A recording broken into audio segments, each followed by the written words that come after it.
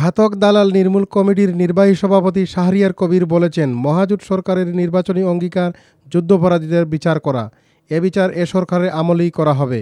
বুধবার পূর্ব লন্ডনের water lily সেন্টারে যুক্তরাজ্য ঘাতক দালাল নির্মূল কমিটি ও মহাজোটের শরিক অন্যান্য সংগঠনের উদ্যোগে যুদ্ধাপরাধীদের বিচার আন্দোলনের ২০ বছর সাফল্য ও প্রতিবন্ধকতা শীর্ষক এক আলোচনা সভায় প্রধান আলোচক হিসেবে শাহরিয়ার কবির উপস্থিত ছিলেন।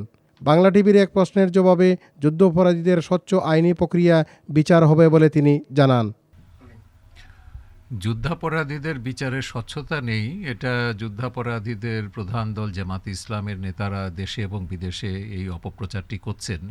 কিন্তু আমরা মনে করি বিভিন্ন দেশে যে যুদ্ধাপরাধের বিচার হয়েছে, দ্বিতীয় বিশ্বযুদ্ধের পর নুরেমবার্গে বলুন, টোকিওতে বলুন, ম্যানিলাতে, এবং অতি সম্প্রতি যেগুলো হচ্ছে যুগোস্লাভিয়াতে, রুয়ান্ডাতে, কম্বোডিয়াতে, যে কোনো আদালতের চেয়ে, যে কোনো বিচারের চেয়ে বাংলাদেশের বিচার অনেক বেশি স্বচ্ছ বলে আমরা মনে করি। আমাদের ৭৩-এর আইন অনেক বেশি মানসম্পন্ন একটি আইন, এবং আমাদের যে প্রক্রিয়াতে বিচার চলছে এটা অনেক বেশি স্বচ্ছ।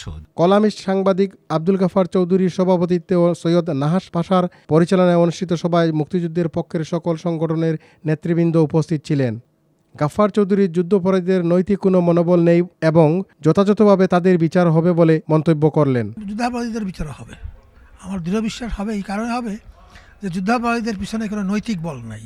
তারা টাকা পয়সা সরিয়ে তা একটা কুয়াশা সৃষ্টি করতেছে, কিন্তু তাদেরকে দণ্ড পেতেই হবে। সবার শুরুতে মুক্তিযুদ্ধের উপর প্রদর্শিত একটি আলোকচিত্রের উদ্বোধন করেন আব্দুল গাফার চৌধুরী। আব্দুল কাদির মুরাদ, বাংলা টিভি।